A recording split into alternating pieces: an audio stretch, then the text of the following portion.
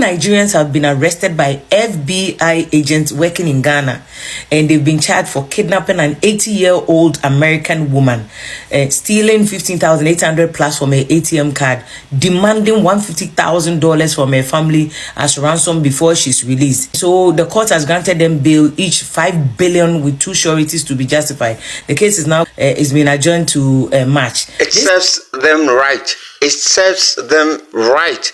It's very okay. 5 billion bail. It's very okay because these people are overdoing things in this nation. They are overdoing things. Wherever they go, their identity is there. Those of them who are in Ghana, I'm not talking about Nigerians in general or the Igbos in general. I'm talking about those who are in Ghana. They are overdoing things. Ladies and gentlemen, this is Snapp-View React. Kindly subscribe and share if you have watched the video to the fullest. Make sure that you like this video. Please do the needful. Like the video. Let your comment come with decorum. Do not insult anybody. Let's go straight. There is this lady. The lady who just spoke is called there's a Vim lady. Yeah, he's one of our top journalists in Ghana. And he knows a little bit about this kind of court issues. So he brings it up. That is what he's saying about our fellow people over the border. They are in Ghana here doing the unnecessary. They do not respect anybody. They do not respect the law. But in Ghana, our laws are very working. The system is working. So when you jeopardize yourself, you go into jail.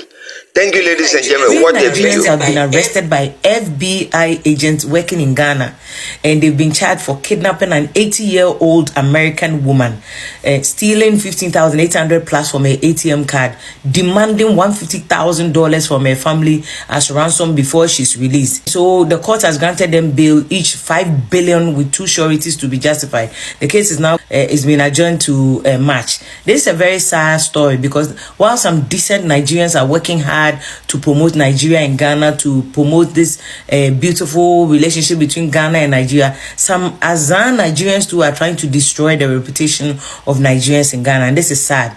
Now, this case happened. The main architect is one Emmanuel Adodoyin Adebayo, 28 years. He posed as a movie manager in Ghana and lured this American woman to Ghana so that they will work together. The woman comes to Ghana. She had 4 phones and all that. They pick her up at the airport and take her to this hotel in the eastern region. Then later on, they took her to another hotel in East Legon, and then they ended up in Comiting 11. They gave this woman to the Esther lady. She's also a Nigerian, so she was the one taking care of the woman. The woman was held captive in the room in Comiting 11. And that was when the people started demanding $150,000 from her family as ransom.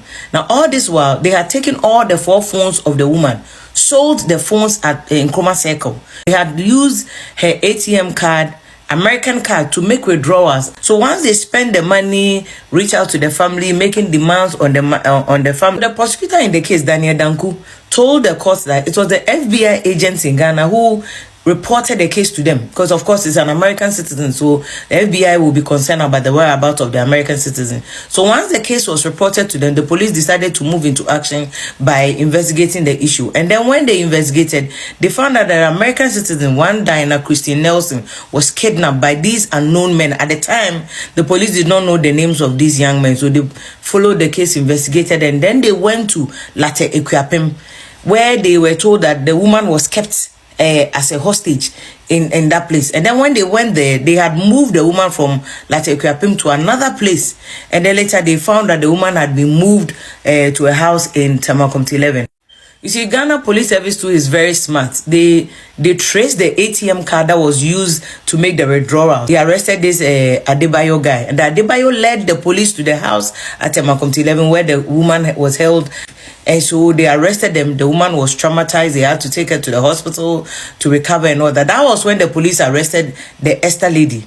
And the Esther lady claims that, oh, she doesn't know anything, but the police charge her with abetment of crime. That is like supporting somebody in the commission of a crime.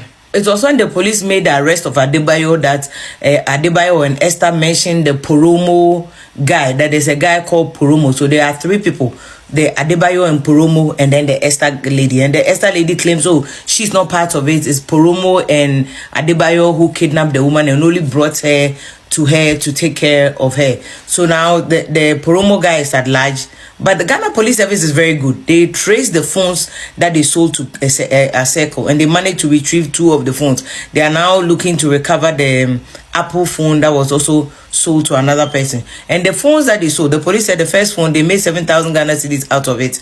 And then 4,000 Ghana cedis, they collected the money. When they arrested the Adebayo guy, he had spent part of the $15,800 that he had stolen from the woman's ATM card. They had spent it, but they managed to retrieve some of the money.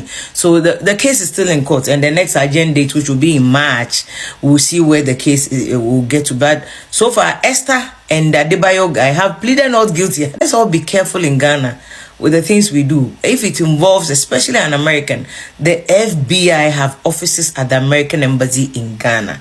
They are tracking every movement. They will deal with you. If they don't catch you today, they will catch you tomorrow. And they work closely with Yoko. They work closely with Ghana Police Service. They will deal with you. As part of the bail conditions that the courts issue, they are to submit all their travel documents. So they can't travel anywhere. They will report to the police twice every month. They are being monitored. They are being monitored. They said by Ifya Pokuya, we call him the Vim lady. They are being monitored. And you see, when it happens like this from the United States of America, you don't give a damn, my friend. If you stay wherever you are, whether you are in your mother's armpit, they will come and grab you. I do not understand why it is always our people, not any even country citizens. It's always our neighbors from the other side of the border. Why? Why always them? So can they find any kind of good job to do that will put money on their food on their table? Must it be always crime, crime, crime, every day and night crime? Why? What is the problem with them? Now we have another one too in our country here, who is by force, is by forcing. I don't know whether there is a word like that. He's compulsory wanting to become a king. This Igbo man wanting to become a king by force. And yet you are here, your people, some of them in this nation here are causing lot of problems. You have not said you are here with them. You said you are here with them for them. But you do not call them to order. Let's keep on and watch the other video. It's about a gentleman talking about his people. Watch the video. In Ghana has blocked Eeeii and the Igbos from celebrating their Igbo traditional day, which is known as Igbo Yam Festival today in Ghana. Reason for doing this is because the Ga Council believe that celebration could spark tension, it could cause a lot of havoc, and it could cause security issues in Ghana because of the agitation of Ghanaians saying that they don't want an Igbo king in Ghana. In America, in other Western countries, or even in other African countries, they allow foreigners to celebrate their cultural days in their country. They don't stop them from celebrating their cultural day. They allow it. But this is the difference in Ghana. I do not think Ghanaians are stopping Nigerians or Igbo people from having or celebrating their festival. But what they are saying is they don't want a king establishing a kingdom in Ghana. And I think the message is very clear. You cannot have two kings in a kingdom. The Ghanaians are not saying that Igbos should not celebrate their traditional day in Ghana. What they are saying is they don't want an Igbo king in Ghana. They don't want an Igbo king establishing an Igbo kingdom in Ghana. And I think that is fair, if you ask me. We do celebrate Yam Festival in other parts of the world. And when these celebrations are going on, usually what I know, Igbo people invite kings from Nigeria, or they invite prominent chiefs within that country. Every country have prominent men, they have prominent chiefs. If the people say they don't want it, I think it's right thing we respect them and respect their culture. Because this thing is causing a lot of havoc. It's causing unrest and security issues among the Ghanaians and the Igbos in Ghana. We have sensible Igbo people, even in Ghana. There are more sensible Igbo people, more than the thieves, the criminals. You see, you hear the way he spoke. Very neat as he's advising his people. But when you advise them, even from those who are into criminalities, I'm not sure they got well trained from the homes. You see a man talking like this comes from a good home. And this is what we want. I've said it time again and again that you can come to Ghana and do your business. Likewise, Ghanaians travel to other places and also do their business and make their money. But why must you always come with criminal attitude?